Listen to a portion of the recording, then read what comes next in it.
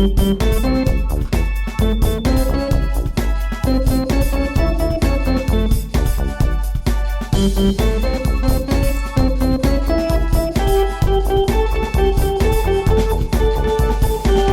would seem as though. It would seem as though we are back for another week of the podcast where we talk about anything, everything, and nothing. Mostly nothing. And if we're left, I'm tired.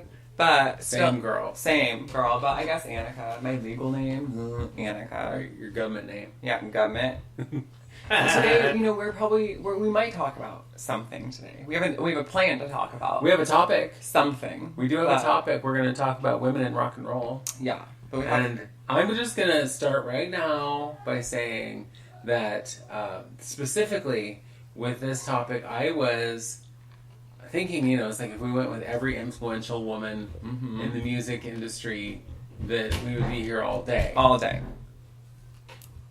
And so I was like, I'm going to try and keep it to actual, what I would consider rock and roll. And that has, and again, like many things, that changes over time, right? Yes, so of course. If we say rock and roll and it's from the 50s, it's rock and roll, bitch. You know what I mean? Rock and roll from the 50s to now is obviously different. Yeah, it's very different because it has evolved, it has changed. Times. It has, yeah, for sure. Because, even listening to, like the other day I was listening to Kiss on the radio. And, Kiss, they're rockers, man. Yeah. I was like, this is kind of bubblegummy, honestly, almost disco. Honestly, comparatively, right? Yeah. It's interesting. Yeah. Well, so it does change and it does evolve like everything, kind of does. So yeah, I agree. Okay, so I want to shout out a couple people. My friend Lily, who started listening. Hi, Lily. My friend Lizzie, who started listening. Hi, Lizzie. And one of my customers at work, Alan, who wants to be a guest. And I said, listen, Joe Rogan, I don't think so. Some white man from Happy Valley, I don't think so. But yeah, thanks for listening, kids. It's an adventure. Well, while we're shouting out, I want to shout out my friend Rose, who is one of our faithful listeners, who also is going through some stuff right now. She's having some medical stuff. Okay. Having some chemo and whatnot. Yeah. And so we're thinking about you. We're sending you the healing vibes, and hopefully you're going to get I'll some burn the laughter. good medicine for you tonight. Oh. I've already had to do it a couple times. Okay. Well, I'm sure she would appreciate Yes, that. I got you. Okay. Okay, so this is nothing to do with anything, but I have to tell you this fun little story. Last night, I was outside, watering my plants, trimming them back, cutting some basil, all that jazz. And I have, 3 dogs, and one of my dogs is Min Pin Whippet. So she just runs and vibrates, and she was meant for running, chasing things. So she's very good at, she is probably meant to be like, get in the hole, get the badger out kind of thing. Oh, sure. Yeah. Amelie Jean. So I'm doing the thing, and Amelie's usually sprinting back and forth, barking at things, having a good time. Well, she was sitting along the fence that we share with our neighbors. Not you, our real neighbors. Right. And she's sitting there at point, just pointing directly into, in between the fences. So, like, we have a fence, the neighbors have a fence, there's probably like a 5-inch gap in between. And I'm like, what you looking at? And there's like ivy and brambles and spider webs and whatever. Blackberries. Right. And so I'm like, a bug, a mouse, who knows? It's nature. But then I'm doing my thing, sitting on the back step, trimming some herbs, and I hear kitten mewing. And I thought, no, that can't be right. Because I have now a 6-month-old kitten who is a full-grown cat, essentially, and she just howls. Like, she doesn't have little baby mews anymore. So I was like, you're hearing things, it's not real. But so I sat and I was like, nope, I'm definitely listening to baby cats cry. And I tried to get Astra over, and by the time she got over, I didn't hear it anymore. But Amelie would not leave the fence. She was like, no, bitch, there are things in here. I need you to know about it. And I was like, okay, so we sat there for a second. I heard it, and I was like, I'm going to the neighbor's yard. So I ran over to the neighbor's house, and I was like, hi, you don't know me, but I live right there. Do you have cats? I hear kittens in your yard. And the neighbor woman was like, oh yeah, we just like blocked them in so they can't get in the pool. We're giving them like the pool. That is really generous for that green swamp and the ground they have up there. It's disgusting. Ugh, that's like my least favorite thing. Someone's gonna die in there one day. Right. And so she's like, but we're leaving water and kibble out for them. And I said, that's nice. Are you going to do anything with them? Are you going to keep them? And she was like, well, we don't really know. I'm like, okay, thanks, bye. And so I ran back to my house. And in that course where I was like talking to our neighbor, which I don't do that. So this was dire straits for me. I don't talk to neighbors because I don't care. But Astra was like, come here, come here. So I crept over, and there is maybe a 4-week-old kitten in between the two fences, Mountain, trying to get on our side. And eventually got on our side of the fence. And what follows this kitten? But another kitten. And so these two kittens are very curious and very, they're adventurous. They want to love. They're meowing. They want to be held. And I'm like, the fuck do we do? And of course I hear more kittens. There's 2 to 3 more. And a mama cat. But here's the thing. Mama cat's feral. Anytime my dogs come out, anytime someone comes outside, anytime there's a car, she runs away. So these kittens are like chilling alone for that long. And nature, it's fine. But these kittens are coming to my side of the yard. And birds could kill them. My dogs could kill them. Your dogs could kill them, And I can't be that person. No, so I brought 2 very, very baby kittens into my house. I sent Astor to the store. We bought formula. They have all the things they need. But there's still 3 more kittens over there. But they are very skittish. They're hidden. They won't come out. But yeah, so that upset me a lot because I was like, well, mama cat and siblings know I have 2 of their babies, and that made me cry. But I was like, now these babies have a chance to survive that mama cat has, right? More nutrition. There won't be a runt because there's only a few of them, right. Whatever. So now I have 2 baby cats and hanging on to them until they're old enough to adopt. Yeah, so we'll see. I don't know what's happening. So, listeners, if any of you want a kitten in a few weeks, or if you want to foster a kitten right now, or if you want to sponsor a kitten, there you go. Kitten sponsorship. Yeah, send me money, and that's fine. But yeah, so now I have kittens, and it's really cute because my Amelie Jean, who's again weird and kind of skittish, is very motherly to these cats. She's loving on them, sitting down, kissing them. The fact that anything can make Amelie Jean sit down for I know. more than a minute. Honestly, so she is very protective. Our 6-month-old cat is not super stoked, but she's warming up. But Amelie Jean won't even let her near them. She's just mothering these cats. And I'm like, well, great. Well, they're not my cats. They're Amelie's cats. So you have to talk to her. Right. Anyway, that's my story about my cats. My new addition to our family, I guess. Okay. Mm-hmm. I'm going to jump over to the mailbag here for a second. Love it. Yeah, as if we actually get mail in a bag. It comes on the the internet like everything else. That would be, Mr. Postman comes with his little bag of mail over his shoulder, like letters for Santa Claus. I love it. So we did get more, because I remember asked everybody to just send us little things saying, I'm listening. Got a few more. My friend Rose, who we talked about earlier, and your Uncle James. Oh, Uncle James. He literally said, leave it to me to not only be a week behind, but to listen to the episodes out of order.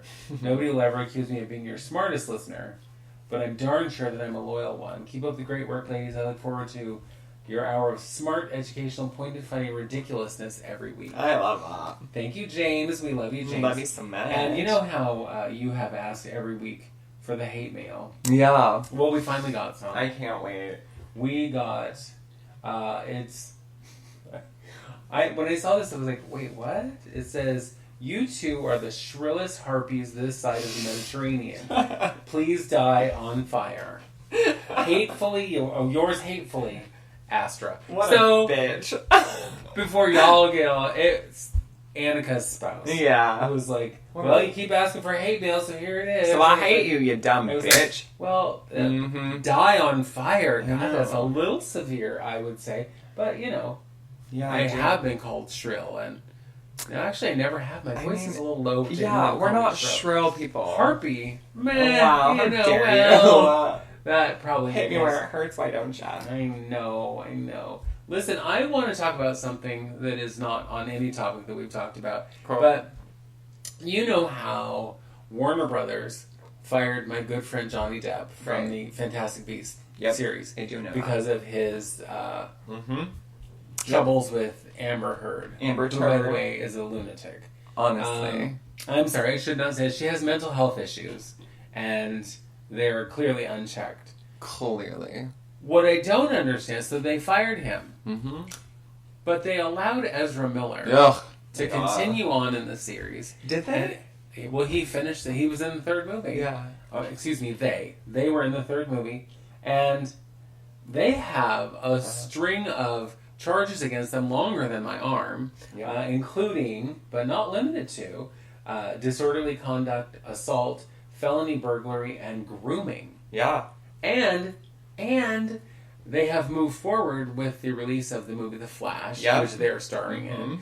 And they had initially said, well, we're not sure what we're going to do with this movie because with the problems with Ezra, we need to either A, replace them in the movie and go through shot by shot, and which will cost, of course, will cost millions of dollars. Sure. Or scrap the movie, or release it. Wait till there's some kind of resolution or apology or something, and then go ahead and release it. Well, so Ezra Miller came out the other day and said that they are suffering intense mental health crisis, and Warner Brothers was like, okay, good enough. That's it? Okay. They admitted that they have mental health issues and they're seeking help for it, and that's enough for them to say, we're going to go ahead, that's enough. Even though you good on ya. have been, you hit a woman in a bar with a chair. Jesus Christ. It's just like, you've done all of this shit, horrible and they're shit. just like, well, sounds fine. But they said they're sorry. Yeah, everything is so fine. it's okay, and they're getting treatment, so it's okay.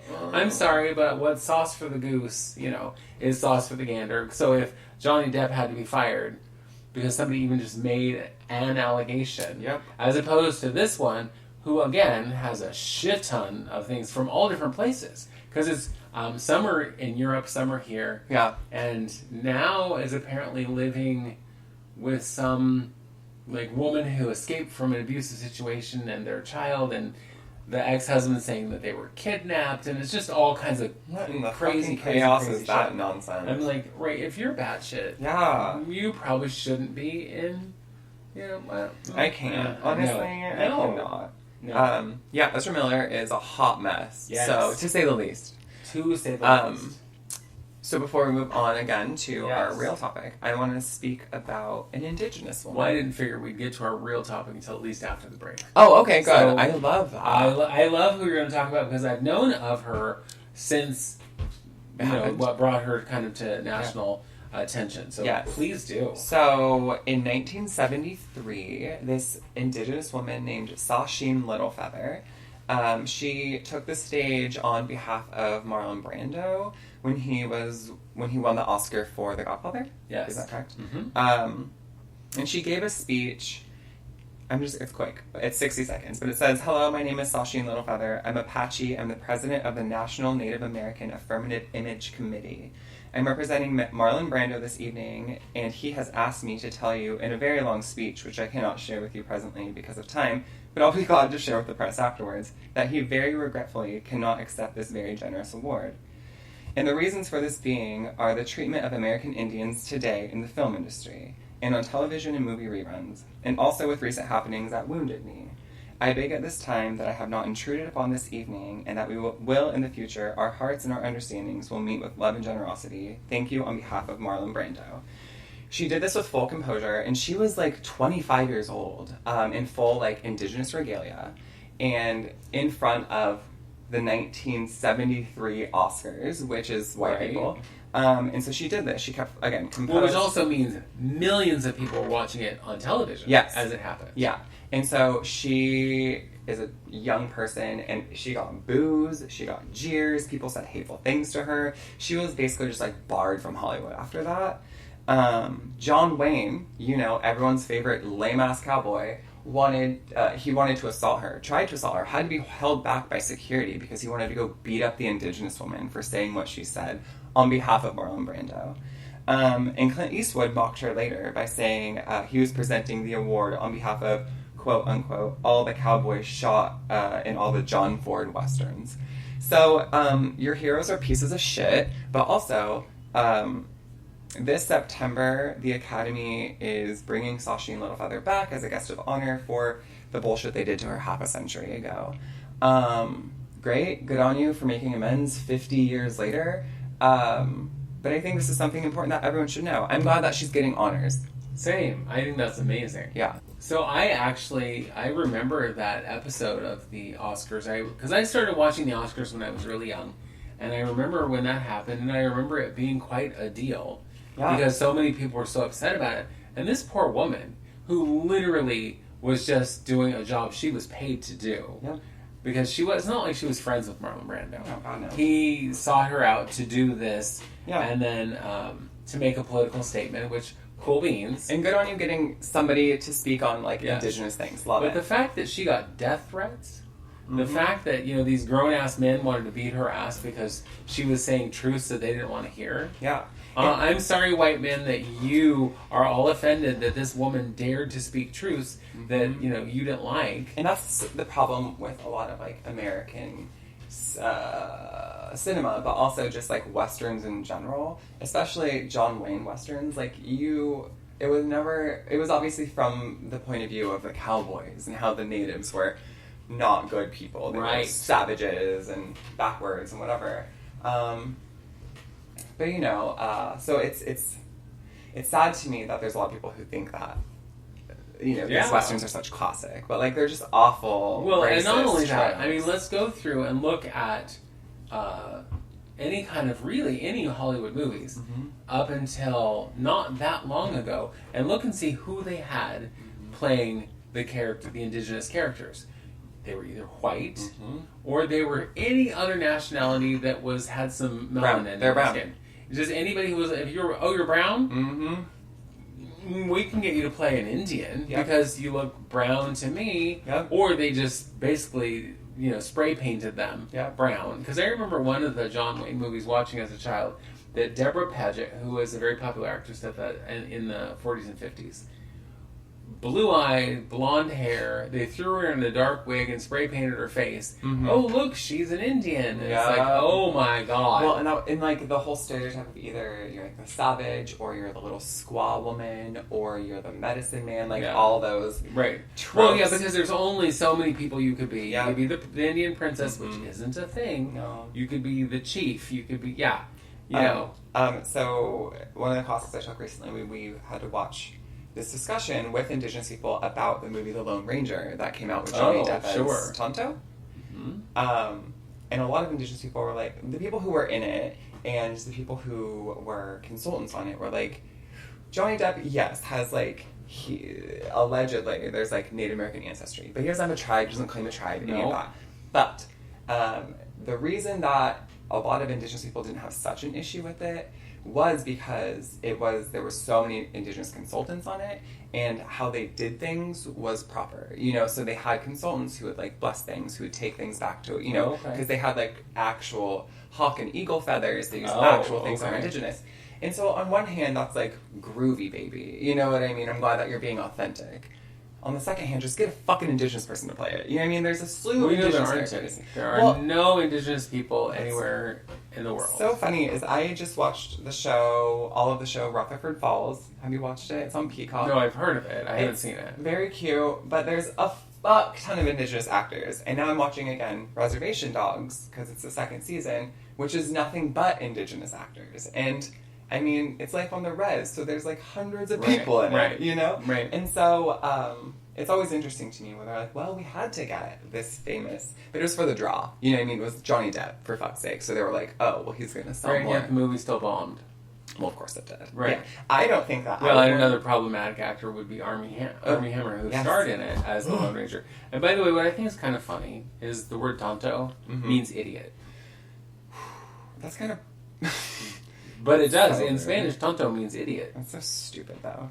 So it's like, I mean, I get that he is not playing someone who's Hispanic. He's playing someone who's allegedly, you know, Native American. But the word tonto still means idiot. So crazy to me. yeah, well, and in the old, oh my God, when I was a kid, I remember watching the Lone Ranger TV series. Yeah. Which tonto, I think, usually said stupid things like how and chief and Like white man, like two whatever, words, yeah. you know, white man come to Exactly. ugh. Yeah. Nobody talks like that. No.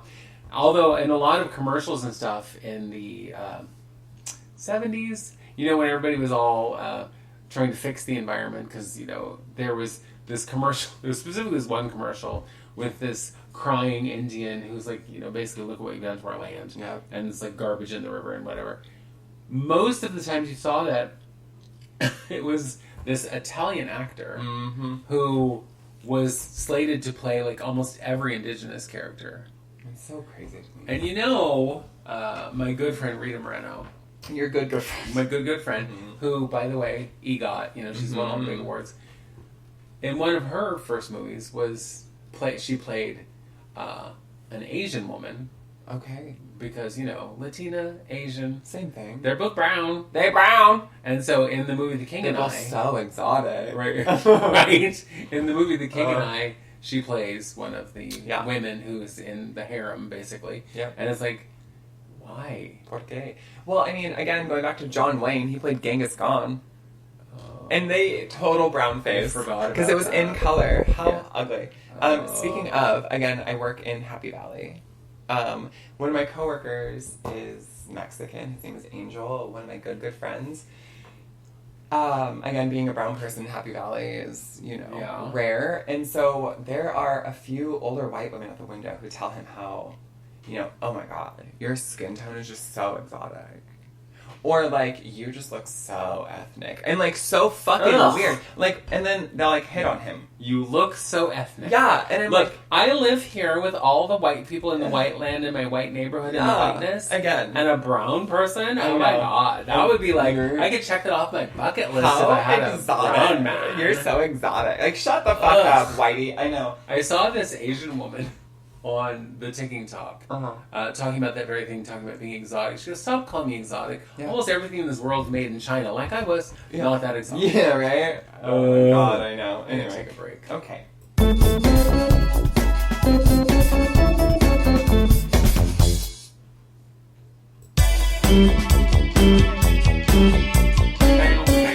Hey, we're back. Hey. Yeah, there's that whole thing. Just that whole marginalize someone to be like, I'm going to tokenize you because I haven't had a, whatever you are. I haven't had, cross that on my, who will screw bingo list. Honestly. It's like, I haven't had a brown one yet, so I better get one of those. Well, it feels like to me, a lot of the time that feels like, it's not a question when they say, oh, you're so exotic or you're so ethnic. But it does feel like, what are you? You know what I mean? Right. What are you? You're so different than the norm, you know? I'm an alien. From space. An alien. Accurate. That's accurate. But Well, I mean, in Happy Valley, you might as well be. Mm-hmm. All the time. All the white people in all the land. Listen, so we actually, like I said, we do have a topic.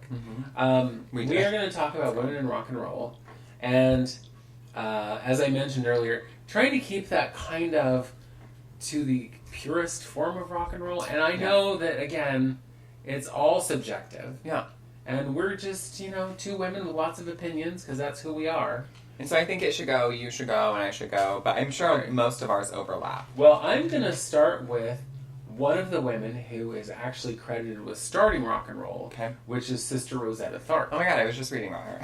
Well, Sister Rosetta Tharpe, she was called the godmother of rock and roll. Okay. Because she was, one of the things that was rare about her is she was a woman playing electric guitar on stage. That's cool. And in that day and age, this is in the 50s. Oh, and even as far back as the 40s, she's playing electric guitar, she's singing, and rock and roll is not even a thing yet. Interesting. Because, rock and roll is one of the only actual American art forms that's created here in America. Okay, because so many things, we've just stolen. What? Like we do. What? But rock and roll, and even at that, rock and roll, though it is purely American, is still stolen because it's stolen from blues and jazz and all these other art forms where they've kind of mishmashed it together. Well, okay, but let's say something. I understand appropriating and borrowing or whatever, but what I'm going to say is, like, I think when it comes to things like that, music evolves, right? Yeah. So I it's hard for me to believe in terms of, like, oh, well, it was, like, stolen from blues and jazz to make rock and roll, right?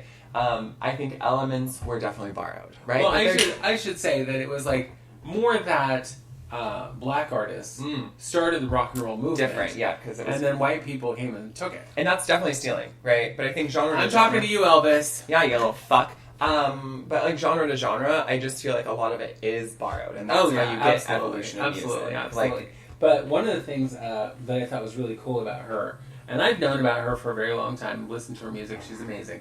One of the things I really thought was interesting that I actually just learned today was that she gave Little Richard his start. Oh my God, okay. Because he was a big fan from childhood. That woman in rock and roll. Oh my God, I forgot to put Little Richard in the Women of Rock and Roll. Little Richard. In his final days, he completely lost his mind and disavowed all of the things because he was never queer.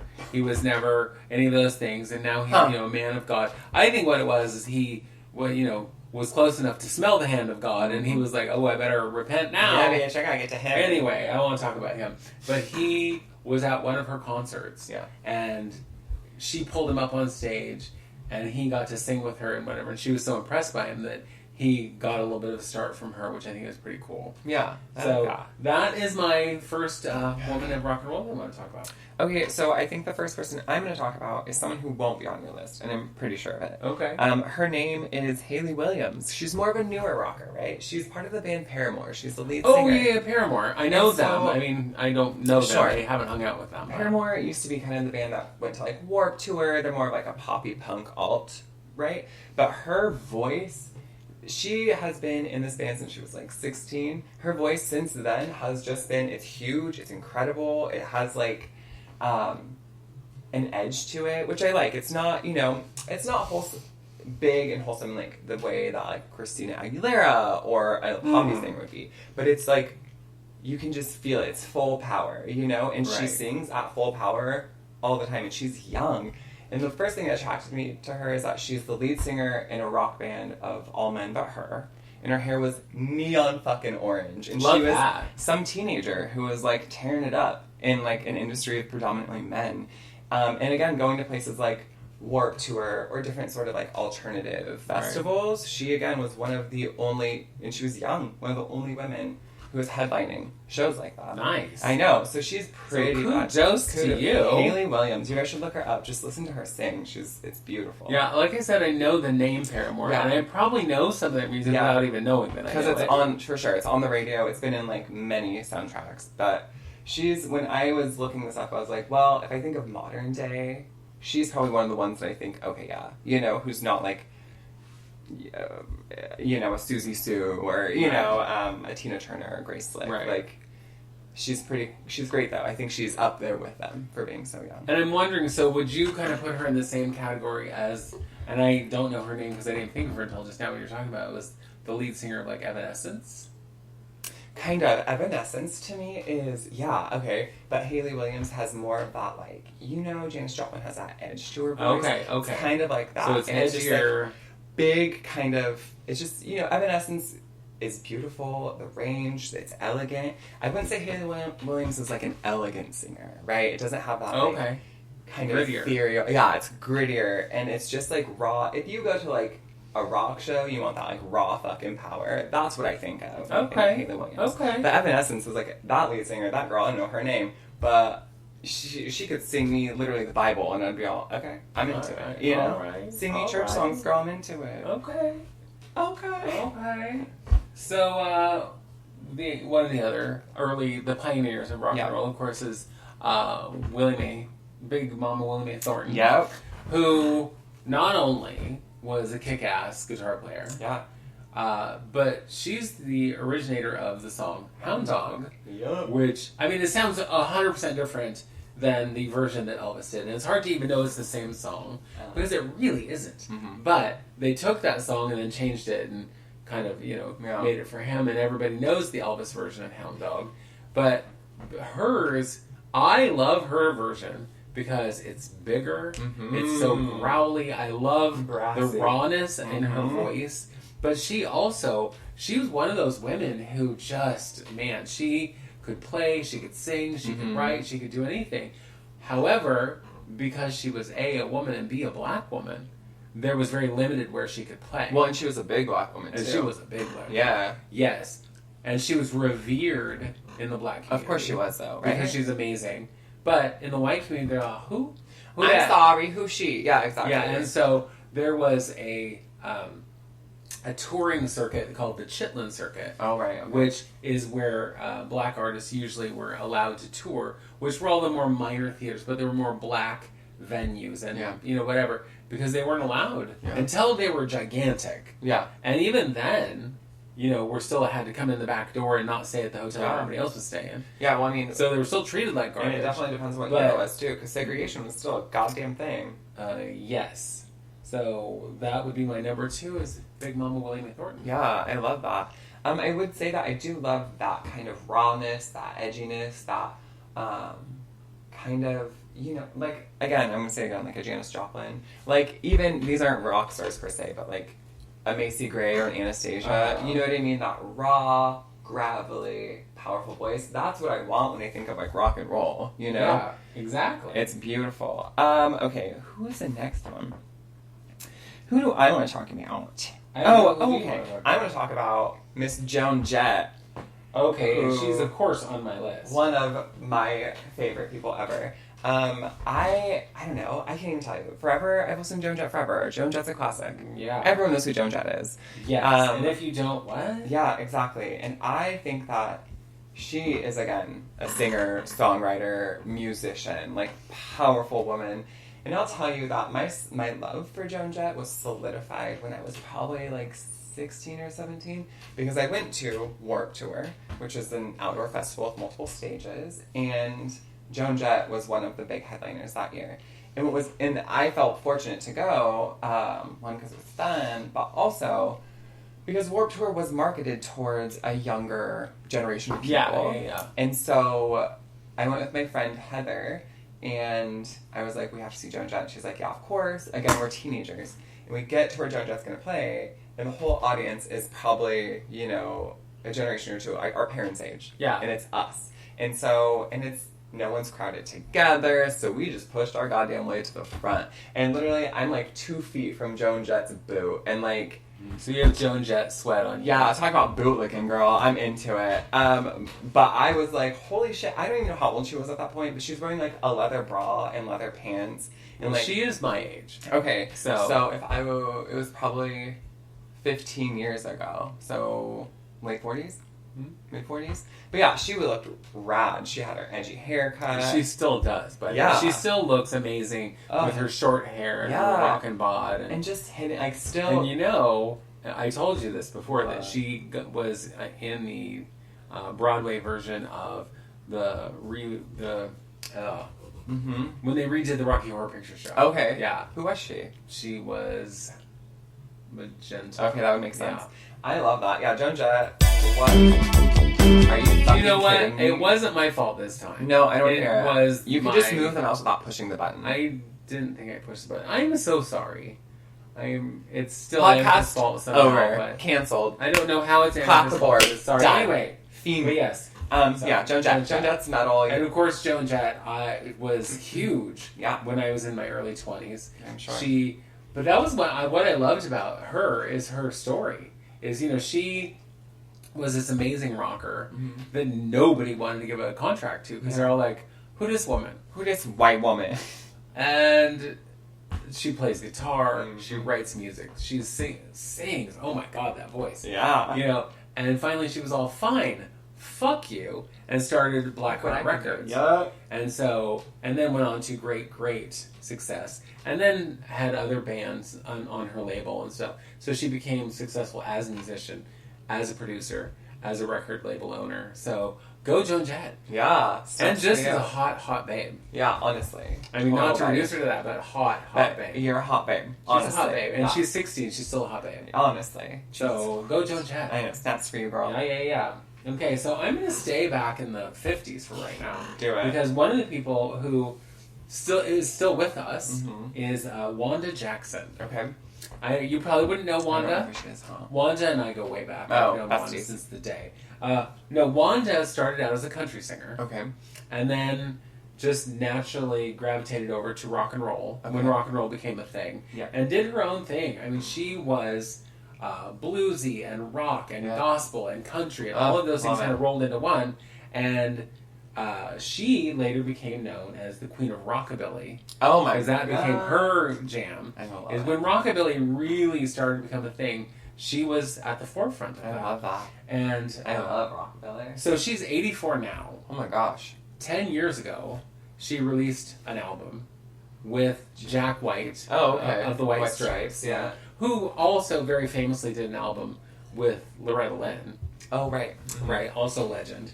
Oh, rock and roll legend, but I know, legend. I was like, I didn't even think about her. You know, I thought of her, but I'm all, country. Strictly country. Yeah. And again, I'm trying to keep it, but Wanda had a very successful career. Mostly in the 50s and 60s, and then kind of, faded out to do her, whatever. Yeah. But she's still around. I She's, love that. Her last album was, like I said, only 10 years ago. Hell yeah. So, go Wanda. Okay. I love that. So, someone that I would are we considering Tina Turner?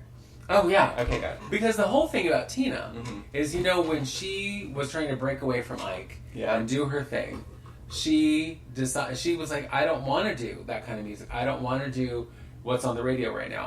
I want to be Mick Jagger. I love it. So, and she toured with Mick Jagger.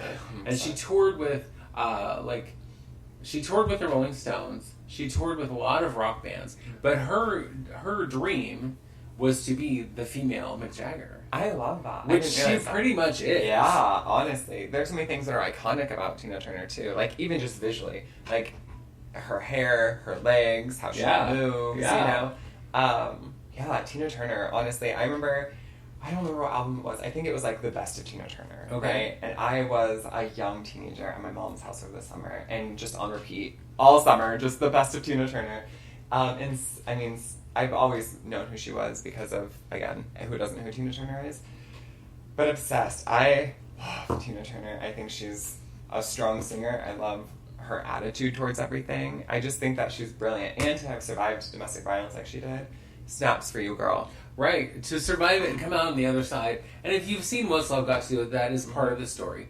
It is interesting to me that when she wrote the book, I, Tina, which that movie's based on, she did it strictly so that people would stop asking her about it. She's like, here it is. Yeah. Here's the book. Here's the whole story. Now, please stop asking me about abuse because it's so detrimental. It's so detrimental to your current health to keep bringing up all the past trauma. Yeah. And so she said, here's why I'm writing this book. Read the book, whatever. It's all there. You don't have to ask questions. It's all there. Yeah. From that point forward, that's all anybody ever... Well, what is Ike doing? What does Ike think of the book? Blah, blah, blah. It's like... I'm not with Ike. Yeah, I left Ike years ago. And when she left Ike Turner, yeah, he, of course, didn't want to give her a divorce. And all she took, literally, was her stage name and the clothes on her back. That's Because she was all, I don't want anything. Mm-hmm. I don't care. You can have everything. You have the house, have the cars, have everything. And I will take my stage name. And I was like, I gave you that stage name so you can't have it. And the judge was like, yeah, you can have your stage name because you have given up everything else. Yeah. So kudos, snaps to your mama. And she just recently, so she's retired now. I mean, she's 82, almost 83. So, yeah. So good for her. Uh-huh. She lives in Germany. Okay. With her husband of many years now. And her husband is, I want to say he's like 18 or 19 years younger than her. But they've been together forever. I love that. And she just... she did a big documentary, which I watched, which was wonderful. But she also sold her catalog of music. Wow. Which I think just means she licensed it. Okay. It's still hers. Yeah. But she licensed it so that she would be getting more money from all of this. Yeah. I was like, good for her. Yeah, girl. Whatever, do it. What's interesting to me is her children. I think most of them are by Ike, or all of them are by Ike. I don't remember exactly. But I know that some of her children aren't even her children. They were Ike's children from previous relationships that she raised and that went with her when they divorced and everything. Really? Yeah. Oh my god. So snaps for Tina. you. Tina Turner. And she, of course, is on my list as well. Yeah, a true because queen. Tina Turner got. I got to see her in her farewell tour, and one of the things she did, I was like, "Are you insane?" Probably. Because she did this thing where, and I know you've seen it in other rock concerts where they have the thing that looks like a cherry picker. Yeah. Where they are in kind of the bucket and it comes out over the audience and Yeah. whatever. Well, she did that, and she's in the bucket, she's singing, she's over the top of the audience. She walks out of the bucket and is literally walking down the arm of the cherry picker. Are you... What? Yes, and I'm all, bitch, you ain't tied to nothing. There's no railing on that. If you fall, you're going to land on some folks' heads. You old. Mm-hmm. You're going to get Did really people hurt. scream their heads off, I'm Oh, sure? God, yes. Yeah. Yeah. It's And always- she, one set out of the entire thing, and I think one set meaning like it was like 2 or 3 songs, she sat down. I love it. Danced the whole rest of the time. Yeah. And I'm all, and at that point she was in her 70s. And so I was all, what? Girl, I this love woman is insane. She's amazing. I love that. Not only is she like a powerhouse and everyone knows her songs and loves her songs and cheering for that, but now she's doing like a fucking stunt above the crowd and everyone's like, what the fuck? Like the vibe, the energy just right, because the entire crowd is vibrating. Yeah. Like if That she was falls though, I amazing. get a touch Tina Turner. Right. I'll catch you. If you fall, Tina, I'll catch you. I'll break both legs, bitch. I don't care. You're I Tina don't care. Turner. I will catch you. But don't break your legs. Because you're a legend. Right? Don't break it. No, and No. I don't want to be responsible for not catching you if you're late. No. Hey. It's like, That's what you I'm were saying. right below her. What was wrong with you? I don't know.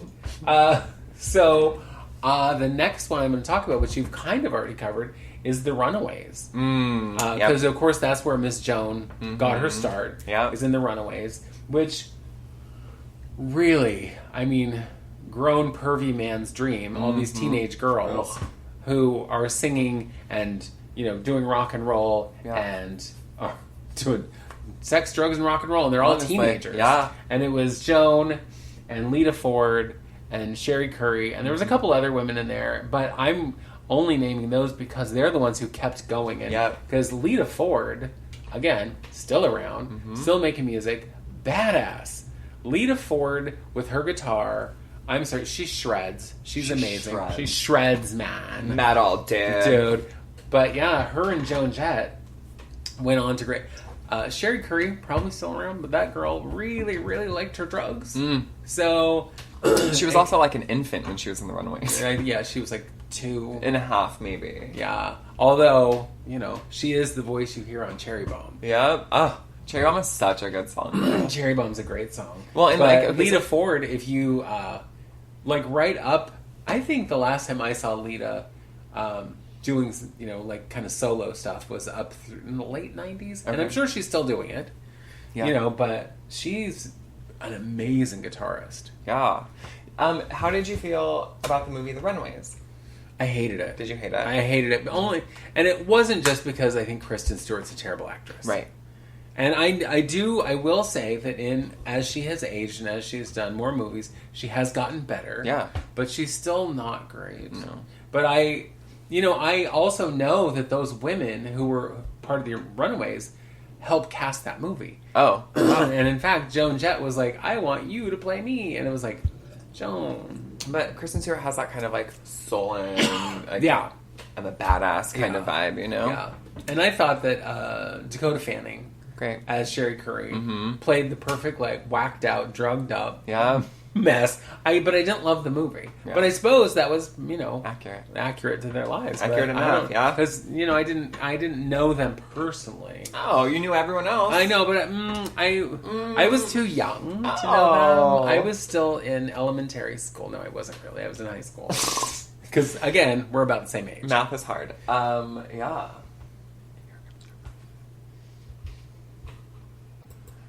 Well, we're going to take a little break. But for real this time, the music is going to play for a real reason. Yeah, uh-huh. Not because Annika's on drugs.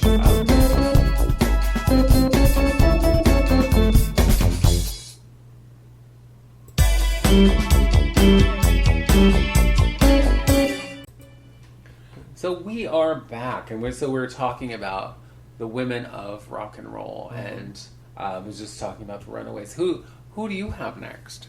On your One list? of my favorites, I would go with Debbie Harry. Oh, of course. Yeah, I think Debbie also Harry, on my list, obviously. Yeah, obviously. Of Blondie. But I think that Debbie Harry was just like, I don't know, I feel like she'd be the girl who just like, everyone thought she was cool. You know what I mean? Yeah. She anywhere always just was cool, no matter what. Like, always just like, fun. Well, because she was not only beautiful, right, but super high fashion. She really did a lot of the cool punk. Yeah, and she was considered punk early in her day, and then rock and roll, where they've just kind of intersected. Yeah. But Debbie Harry, oh my god, I love her. I remember when we first moved into this house, and I put records on my wall. One of them was a Debbie Harry record. I think it was just like one of her solo records. It's called Cuckoo, and she had like I don't know, like barbs going, or big like steel poles or whatever going through her head. Like they look like giant knitting needles. I always think that was so cool. I loved it so much. But just her songs, again, in everything. Blondie songs have been in literally fucking everything. Oh, yeah. Like, well, and they have really stood the test of time. Yeah. Because you can listen to Blondie music now, and it does not sound dated. No. And it's like, and her voice, by the way, is still amazing.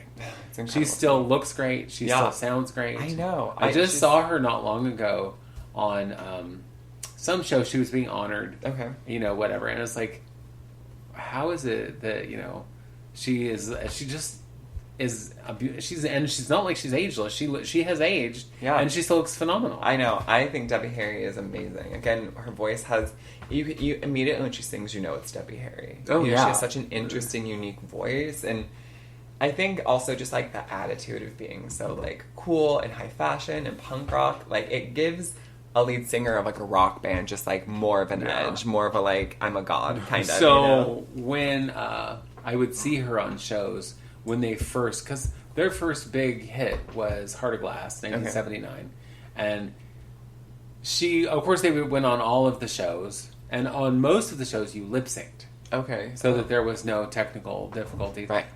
Terrible lip sync artist. That's so funny. Beautiful woman, amazing singer, terrible lip sync artist. Absolutely. And I want to say it was because she was usually high. Oh, probably. Because she usually looked really loaded. And I was like, do you not know the words to your own song? I know Deborah? her eyes can't open fully because she's just perma high. Well, and she always had that kind of half-lidded kind of thing anyway, which made her look even more sexy. But it's less bedroom eye and more like more I've like, done too much. So high. I know, I'm smoked way too much. I'm like so high. Where am I? One eye is completely this closed. She's like, is this my music? One eye is completely closed. She's like, are these my bedroom eyes? Yep. Well, honey. it's your bedroom. Take another eye. Take another toke, mama. Yeah. Yep. I love Debbie Harry. I always have. Yep. And especially loved her in the movie Hairspray. Oh my god, I know. As Amber's mom? Elma Montessel. Yeah, Amber's the mom. bad bitch, the mean girl's mom. So, same time period, Pat Benatar. She's on my list too. Pat Benatar, and her, I think what's interesting about her story is Pat Benatar is a classically trained opera singer. Really? Yes. And I know, when she was trying to make it as a singer, and they were all like, meh, you're okay. And then she was like, I'm going to try this rock and roll stuff. I'm going to try this little thing called rack and roll. And, well, obviously that was her place because she's still touring. Yeah. I just saw the other day that she's coming somewhere with her husband of 100 years who was in her band. Okay. And they've been married, they've been married probably 40 years, if not longer. Aww. And they toured together, and she's amazing. I've seen Pat in concert. Amazing. Beautiful. Also just a little badass. Yeah, oh, totally. Totally. So I mean, she... What's funny to me about her is I was watching an interview with her one time when I was watching VH1's 100 Greatest Women of Rock and Roll. Yeah. Which kind of was a little bit of the inspiration for this, other than, like I was telling you that I saw an ad for a show that's going to be on Epix called The Women of Rock and Roll. Anyhow, but when you ask her about it, she's like, oh, yeah, I'm a rock and roller, but she's like, but I'm not like badass like Joan Jett. It's like, really, Pat? No. Right? I mean, is it because you're tiny? Yeah. Is it because, it's like, yeah, you're pretty badass. Yeah. Agreed, right? Yeah. Who else? Oh, Stevie Nicks. Oh, of course, she's also on my list. All around. I think Stevie Nicks through and through, with a band, without a band, on American Horror Story. I think Stevie Nicks is is a goddess to me. I think Stevie Nicks is amazing because she is 100% all the time Stevie Nicks. Yeah. She does her thing. She don't give a shit. Clearly, no. And it's like, yeah, this is me. And she's a writer. One of the things I learned that was kind of interesting when she was with, and she keeps going back and forth of being with and not with Fleetwood Mac, is one of the problems was every member of that band is a songwriter. Yeah. So whenever you hear a Fleetwood Mac song, whoever is singing leads on it is the one who wrote it. Oh, okay. Well, you can only fit so many songs on an album. So if Stevie wrote 20 songs and Lindsey Buckingham wrote 20 songs and Christine McVie wrote 20, it's like, well, you can't have a 60-song album. No. Yeah. So it was like, okay, we want 2 of yours and 2 of your, whatever. Yeah. And so that was very frustrating for her. So she started her solo career, which also was very successful. You know, which Yeah. her first hit was Leather and Lace, which to this day, I still hear that song and kind of chills because it's such a great song. Agreed. One thing I love, I saw this meme a while ago that's like Taylor Swift will date a guy and break up with him and then write, you know, a breakup song about him. Stevie Nicks will make a guy write a song with her and sing it with her instead of break. You know what I mean? Like, Right. That's how she breaks up with people. And I'm like, That is true because Lindsey Buckingham of Stevie Nicks fame, of Fleetwood Mac fame, is her ex. Yeah. But that band, let's just face it, they all kind of slept with each other. It was quite incestuous. It was. Yeah. It was because she slept with like every man. I don't know every man. She slept with Mick Fleetwood. She slept with Lindsey every Buckingham. man. Every man in the entire audience. No, I'm kidding. But yeah, and then, you know, to continue on her image as like the shawl wearing, piano playing white witch. Yeah. She was in American Horror Story. I mentioned this. She was in the season Coven, obviously, which is about witches. Yeah. And she's known as that makes sense. Right. And she's known as the White Witch, and everyone like loves her. And a swamp witch. You know, Stevie gives her one of her shawls, and all the swamp witch just like spins and spins and spins. And I'm just like, imagine getting a Stevie Nicks fucking shawl. I would never take it off. You know, I would just spin. Right. At work, they're like, Annika's on dress code, and I just keep spinning. Stevie Nicks gave me this fucking shawl. That would be me. I'm sorry, you can't tell me anything. I'm wearing a shawl from Stevie The Nicks. White Witch blessed me. Okay. Just as you were saying Swamp Witch, though, it made me think of Jinx Monsoon. Because there's this voice, you know, because Trixie Mattel loves to do mediocre voice impressions. And, but one of the ones she's like talks about Jinx, and she says that Jinx came up to her and it's like, Trixie, did you call me a swamp witch? And she was all, yes. And she's like, but before I could even answer, you know, she jumped on her broom and flew across the moon. Like, you know, with her long wet hair and her black shawl. Yep. Well, Jinxie is a witch. But it's so cute. You know, and we're speaking of music. Jinx just put out a new album. Well, available on iTunes. Jinx is amazing. Jinx is amazing. Love her, love her, love her. It's like so many people from Drag Race put out music, and so many of them can't sing. Oof. Jinx has an amazing voice. As does Trixie's also a songwriter, singer, so also great music. But we're not talking about them. We're talking about the women of music. Yep. So I'll finish rock and roll. This particular genre of rock and roll, which is Heart and Nancy Wilson. Yep. I mean, let's face it. Those they're still around. They're still whatever. They're amazing. Badass bitches. And just with their guitars and their voices and everything. Yeah. They're both amazing. Like, something is in that bloodline, girl, because those sisters are amazing. Yes. And I think that's cool. They're just like, you know, I always think having women in rock is cool, but instead of having just like, oh, here's a lead singer who's a woman, everyone else is a man. Right. There are these two badass women who are also sisters who like share the role of Heart, you know, and I think it's really rad. I love them. Right. And they have been around. I mean, they started making music, professionally. They started making music and releasing albums in the middle 70s. Wow. So, because I remember the first Heart album I got was in 1976. Jesus. So, yeah, and they're amazing, and they still are amazing. I saw them, one of my favorite performances I've seen of them on television was when they were doing the Rock and Roll Hall of Fame. Okay. Where they were inducting, oh my god. Who were they inducting? Yeah, I don't know who they were inducting. I don't know anything. But they were performing Stairway to Heaven. Oh, wow. And breathless. Oh, because, you know, if you're going to do a classic like Stairway to Heaven, you better kill it. And I thought they killed it harder than the original version. And I don't care what anybody says. It was amazing. I don't care. I don't care. You're gonna hate me because I think it was better than the original. Yeah. You know, well, I do hate you. I don't care about that. Well, I know. That's all right. But they're beautiful, amazing. The thing that really upsets me is, of course, what people focused on was, and I always forget which one's which. Okay. Because it's like Anne and Nancy Wilson. Well, yeah. And I think that Anne. Wait, is Anne? See, again, I'm not even sure enough to say it, because there's another singer named Nancy Wilson. Okay. Who, beautiful soul singer, So Anne is the brunette. Anne Wilson is the brunette. Okay. who most of her career people have focused on her weight. Okay. Because Nancy Wilson always just effortlessly thin. Right. And since she was a child, struggled with weight issues.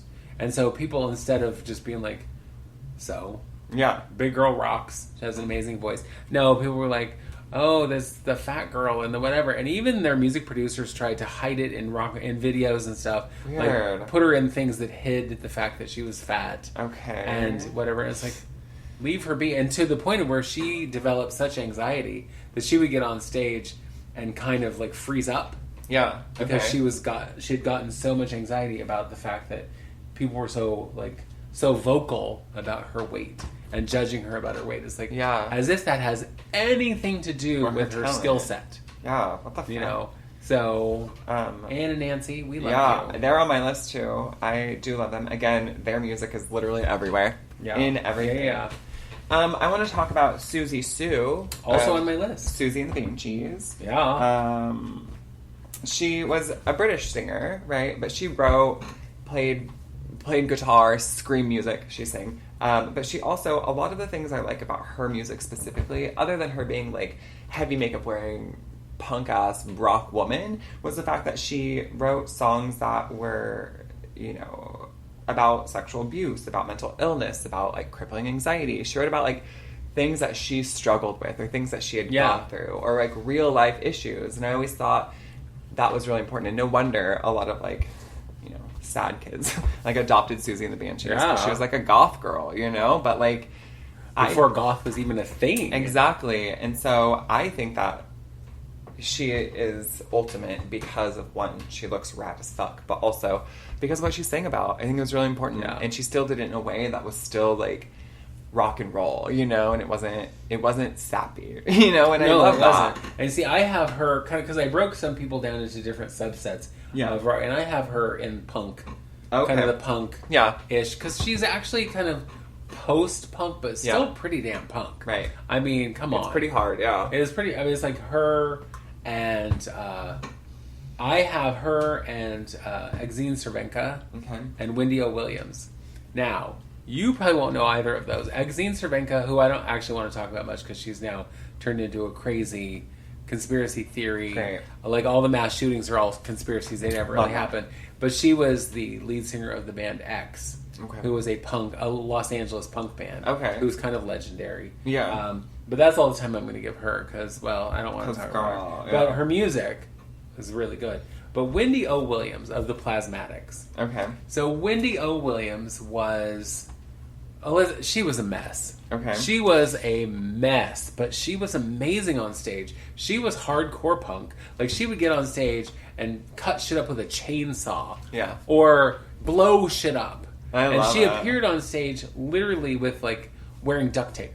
Okay. Hey. Like, she would get up on stage wearing nothing but tape on her nipples and a little something to cover her lower half. I mean, and I do mean little. Yeah. But it was, like, just barely enough that she could legally go on stage. I'm about it. And she didn't have a single fuck to give. Yeah. And she was just this thrashing, badass musician who, unfortunately, due to mental health issues, took her own life in the late 90s. But I remember the first time I saw her with this, like, super high mohawk and just amazing makeup. And, like I said, she had actually, at that particular time, she had black electrical tape on her nipples. I love that. And it was like, girl. to be, I think, in that kind of genre or that kind of business, to be that free. Yeah. You're like, I do what I want. Yeah, I Fuck don't you. give a fuck in this I mean, man's she world. went on stage with a shotgun and shot shit on the stage. She I'm was just like, about it. I do what I want. Yeah. Have you met me? I do what I fucking want. And I'm like, the women of punk rock music were just like, because there were not as many women in punk rock.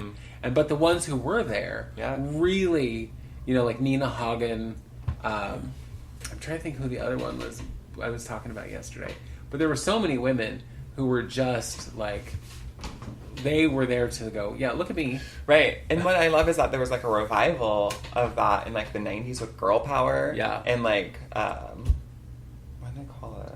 Like pussy punk, essentially. You know what I mean? Where it was like all girl, singing about all girl issues. But they were metal, they were hardcore, their shows were brutal, and I loved it. Well, I know a lot of the music that T listens to is that Girl kind power. of thing. It's girl, but it's girls, rock and roll, hardcore, screaming, and guitar thrashing. Interestingly enough, I learned in one of my classes that kind of the girl power, that punk rock movement of like the 90s was a part of like feminism, because it was girls like taken back, not gonna follow the rules, and it was like a feminist movement, which is interesting. And granted, a lot of people didn't have like access to being like a punk rock girl, but it was cool. They just like broke down boundaries and classist issues and were, you know, cool with the queer issues, and they were more integrated and multicultural than most people. And that's like, I don't know, that's interesting to think like a cultural thing such as music or film or whatever is so tied to like political happenings like feminism. Okay, who I want to talk about is Shirley Manson. Oh, Shirley, of course, with Garbage. Right, and one reason I love her is because she's a Scottish singer, so she has that little Gaelic lilt to it when she sings, you know? But like, I'm Only Happy When It Rains is one of my favorite songs, and I remember being a kid hearing it and being like, me too. I'm only happy too, Shirley. I am right there with you. Right. And I love her because her range is really great, but she also like snarls and she growls. But what I like about it is it has like that same kind of like melancholy vibe that like Smashing Pumpkins had, you know, where it was all very melancholic and dreary, but like I loved it. And I just think that her Scottish accent and having like a Gaelic sound to it is fucking cool, especially in rock music, you know? I think it sounds, I think the different sounds you can make are great, right? You can't really do that in pop. It doesn't, you know, pop is a different thing, but like having like snarls and growls and, you know, different accents that sound pretty hardcore, I just think that's really cool to have. It's different, you know? And I love her. And I love Garbage. Too. I thought they were great. We've actually come to the end of our time. Oh my god! And the only person I didn't actually talk about that I had on my list is Chrissy Hynde of the Pretenders. Okay. Who is amazing. I don't have much to say about her other than I loved her. But one of my favorite quotes from her is when somebody asked her, you know, about being a musician. And now that, you know, she's older. Yeah. And the Pretenders aren't having hits, you know, anymore or whatever. And her response was, listen, I got to do what I wanted to do, and I didn't ever have to wait tables. Hey. And she's like, because that is a much harder job than I ever wanted to do. Yeah. So I got to be a rock and roll star. So, I love that. Yeah. And I think that seems like a good place to kind of stop things, is because really, these women, rock and roll icons, all of them, got to do what they loved, even though, you know, as most people will be like, rock and roll's for men. Ugh.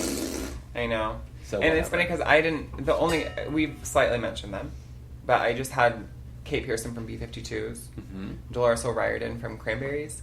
God rest her soul. Right, and Grace Slick. Which, all these women, and I know we did like choose top 10, but like that's difficult. We couldn't do it. We couldn't do it. I chose about 15. So, you know, whatever. You're we can certainly talk about other music and other whatever, and we may do that another time, but what we're going to do right now is we're going to get the hell out of here. So if you liked our show, like, share, and subscribe, and tell your friends about us, and write to us at itwouldseemasthough@gmail.com. And, that's it. Yeah, man, who are your favorite top women in rock and roll? Let me know. Let us know.